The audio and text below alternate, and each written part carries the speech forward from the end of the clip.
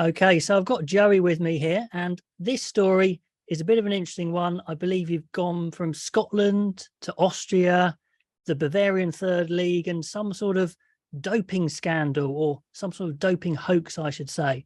Joey, take it away. Right. I'll try and do this some justice, but yeah. So basically, I'm Scottish, half Austrian, and I moved down here to Innsbruck about 7 or 8 years ago now, to just to study. There's a university here, and because there's a university here, we've got quite a few expats, so there are people from Wales, England, Ireland, also French people. So But most along importantly, Joey, you've managed to keep hold of your Scottish accent. Just about, yeah? just about, yeah, Just yeah, yeah. about. Good man. It's I do get asked a lot about that actually. People expect more, so I have to crank it up sometimes. But yeah. No, you can go into Austrian if you want to. No, I think we're all right. Yeah, but yeah, so we have a wee rugby team. It's just your kind of average Saturday morning training twice a week, amateur thing. But obviously, even if you're an amateur, you are subject to anti-doping laws, because you can't just have a load of Absolutely. monsters running around hurting people.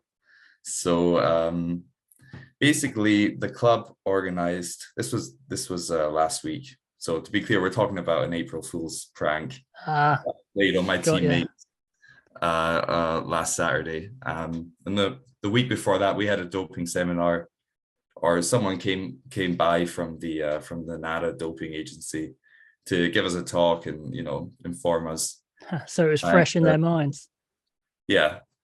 Well, the thing is, not the numbers weren't great because it was a Monday night, and I think it was optional. Oh dear. And can I just ask, is April Fool's a thing in Austria? It is a thing. Yeah. Okay. They call it something different. What do they call it? Something like to introduce you to the April or something like that. It's weird. Okay. Because April Fool's is a bit weird as well, but yeah, that's true. They do have it, and yeah. So I got wind that not many people had been at the seminar. Got wind due to the fact that I myself was not at the seminar, and yeah, I thought this would be a good opportunity to prank some of the boys, test them on their knowledge, see if they're sharp. So I'm currently injured, which is why I wasn't playing on Saturday, and that I took that opportunity to set up a wee prank. So what I did was I spoke to my uncle. He was going to come and watch the game, but since I wasn't playing, he wasn't going to come. But I said, actually, I've got a job for you. My uncle's name's Clemens. I'll just refer to him as Clemens. And he said, well, what do you need? And he's a kind of he's in his early 50s. He looks, he's not, but he looks like a bureaucrat kind of. He's got the kind of glasses. He's definitely, he's got the look of a kind of doping officer. I thought this guy is perfect for the role. Did he know what he was getting himself into? He was very keen, actually. He loves that kind of thing. Lovely. Like he's been to a few games of mine, but the team don't really know him. Like he's not a known face, so I knew I'd get away with that in that respect. So I told him he does work on houses, kind of like a landlord groundskeeper kind of thing. And so I told him bring a suitcase. I know he's got these kind of silvery aluminium suitcases. I said bring one of those and wear something kind of like as if you drive an Audi, maybe, or as if you drive an Audi. That sort of person. The people you don't like, you mean? No, about a mid-range Beamer, something like that. Okay. Kind of brown shoes, nondescript jeans. Anyway, so what a doping officer looks like, everyone knows that. Yeah, I mean, I haven't got a clue because I played the Austrian, the German third league. We've never seen one in our lives. But I knew the boys wouldn't know either. So And on the morning of the game, I go out to the pharmacy and I buy little sample cups. You know, the ones that's got a label already on there, fancy mechanism, something like that. I get 4 of these because they're you're quite doing deep. this properly, aren't you, Joey? This is good. Yeah. €2.50 each. So I only got 4 of them. I thought that'll do. Yeah, I don't want to go too crazy, do you? Yeah, I mean, this might just fall flat straight away, and then I'm a tenner in the hole. So, and I get on the anti-doping website and I find some random consent forms, print them out, clipboard, get a pen. Oh yeah, clipboard does it every time. Yeah. So the game's going on. Basically, I speak to the coaches. We got a couple of coaches. I'll shout out to Jack and Lars.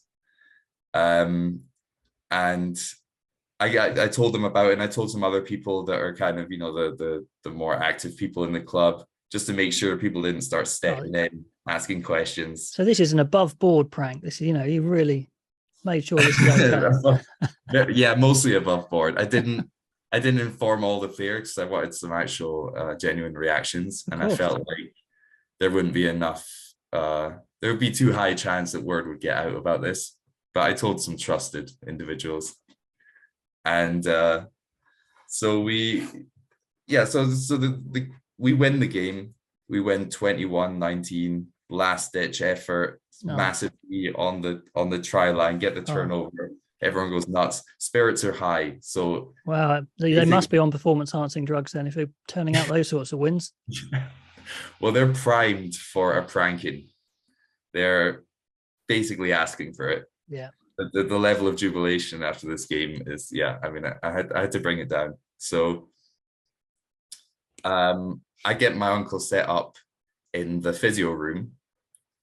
We don't have like a nice stadium or anything like that, but we do play in a stadium that's actually made for the local American football team that are quite a lot more popular and well funded and better than us.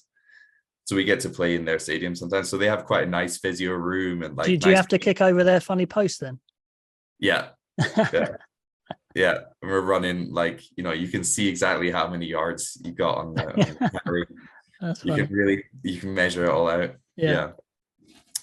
And so he's in the physio room. And just to be clear, he has no medical background, he has no knowledge of doping. He's not a particularly sporty. He used to be a climber, you know, he's not very team sporty. He doesn't know anything about this stuff, but I trust him that he's just going to be able to wing it. And so after the game, the coaches pull aside 3 players that I've selected and that I thought it would be funny to prank, you know, just kind of one of them. My mate Johnny, he's just come back from a kind of world tour, so I thought he would be maybe just not quite, you know, I knew he'd missed the seminar, so I knew he would. You're going off the weak one to the gullible, eh? Yeah, definitely the gullible. Yeah, he's Welsh, so not the brightest. Yeah. No, I'm kidding. And then one guy, he's always got something to complain about, Max. And then one of the young boys, Lucian. I'm not sure where he's actually. I mean, he's Austrian, but yeah, he's a kind of hard kid, like one of those kids that's like, he looks about 4 years older than he is, full beard. I'm pretty sure he's about 17 or 18. Right. Real machine.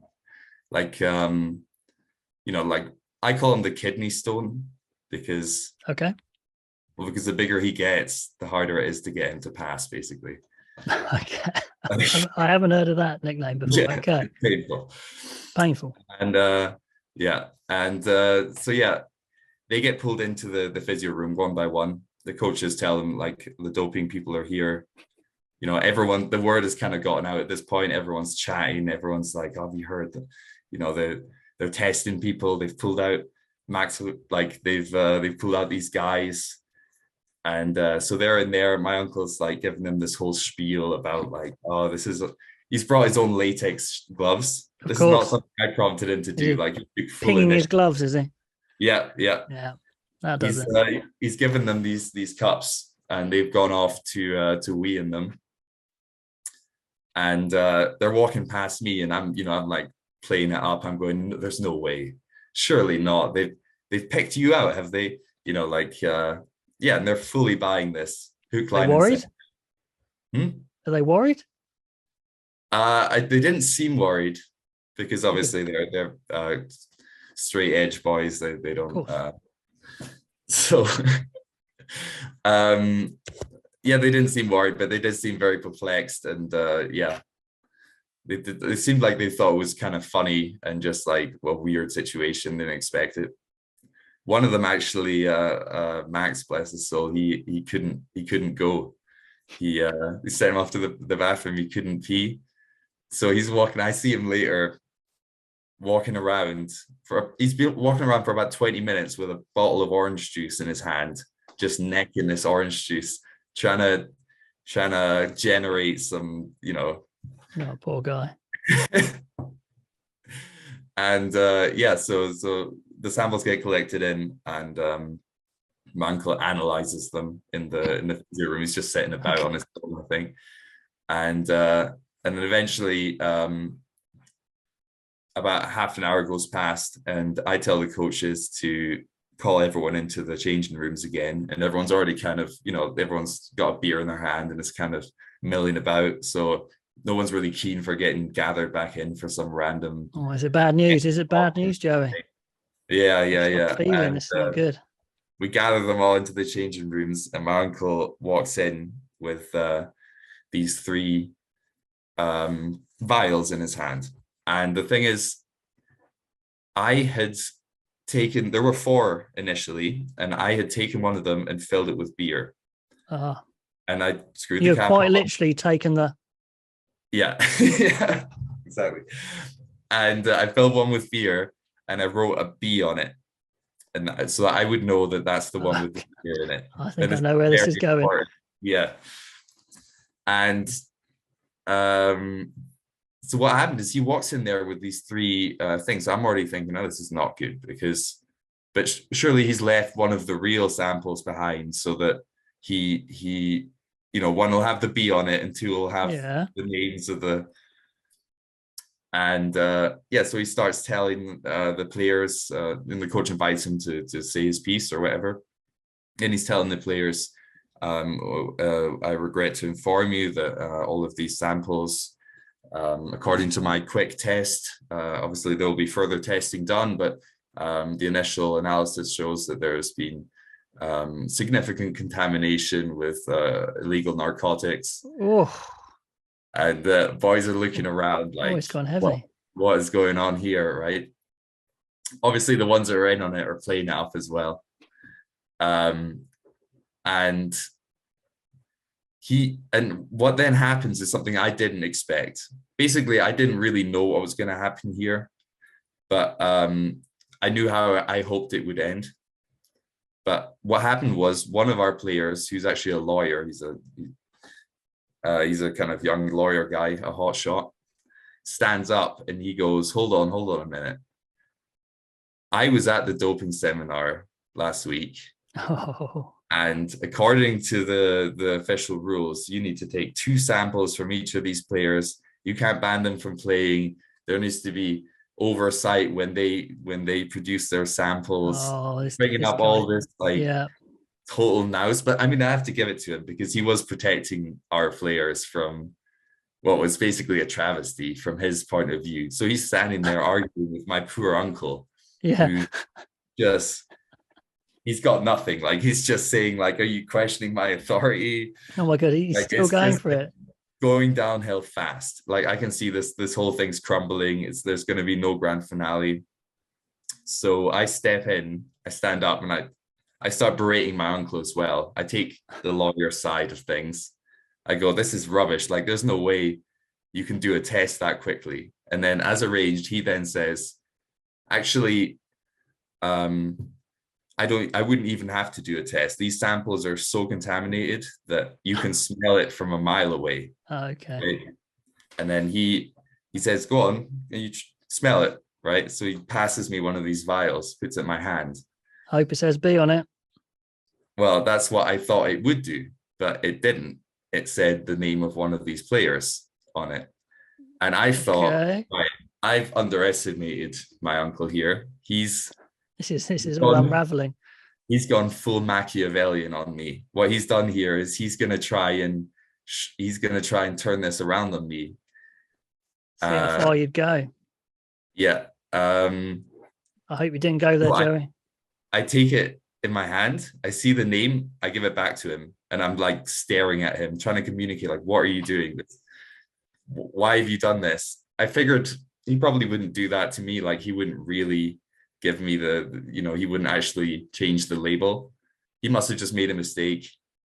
Then he looks back at me, kind of communicates with me. At the whole time this is going on, the lawyer is ranting. People are kind of talking. It's chaos. This is getting out of hand.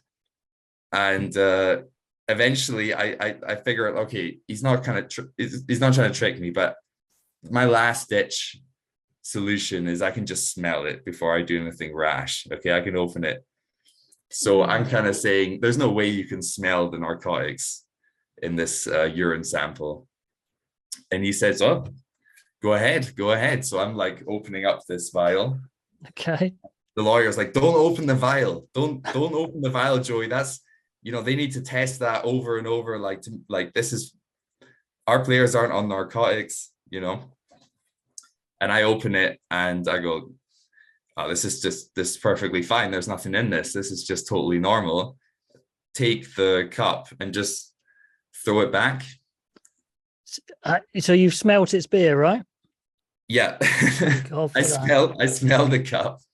I do smell the cup beforehand, and it smells kind of beery enough. I do not suggest anyone drinks anything other than something that is genuinely safe to drink. I'll just say that now. That's my lawyer hat on. As far as I know, it was beer. Okay. Unless someone has a very kind of clean diet, it was beer then. It was warm. Beer. It was room temperature Austrian beer, which is very mild. Thank God for that. Yeah. Thank God for that. So what did you do? Did you react like it wasn't? No, I kind of, the jig was up at that point once I drank it. But there were about 10 perfect seconds where the lawyer and then just everyone that wasn't in it is just staring at me. And I look around the room and I just see these faces just like, as if I'd just grown two heads, These guys are just staring at me like, what is going on? I chuck like the kind of dregs in the lawyer's face. Everyone starts laughing. Yeah. So that was my prank story. God, that is, I feel a bit uneasy just listening to that. Are you going to ever do anything like that again? That sounded pretty intense. I hope they don't actually try and test us soon, because nobody's going to take it serious. Wow. This time. Yeah. That was an impressive April Fool's, Joey. Thanks for that story. I tell you what, before you go, the Bavarian Third League, is there anything particularly weird or different about playing in it, apart from playing on an American football pitch, compared to, say, in Scotland? That's a good question. We did have a period where we would wear lederhosen after the match. For fun, I hope? Just for fun? Yeah, you know how you would wear, you might have your teams in the UK that would wear a shirt and tie or something. Yeah. Oh, right. Okay, so it was like formal wear. It wasn't just fancy dress. It was proper formal wear. That is the formal wear here. Oh, fantastic. Very formal, kind of like kilts in Scotland. Very formal, yeah, absolutely. Yeah. You get very good beer after the games because we play mostly in Bavaria, obviously. Oh, so that's high quality, not just your carling and your rubbish. Yeah, no, it's excellent. They generally come out with a crate of their local, whatever it is, the Tegernsee or Hofmeister, something like that. And you're drinking it in your lederhosen. Very Austrian. Yeah. The food is really nice, after the meals. They tend to put a lot of emphasis on having a nice barbecue after matches. Oh. Yeah. This sounds really good. Nice. We play most games with some kind of alpine vista in the background. So as long as there's not some nasty Scotsman playing a big prank on you, it's basically a great place to be. It is a great place to be. Yeah. Oh, fantastic. Okay, Joey, thank you very much. Appreciate your time. Yeah, thanks, Rich.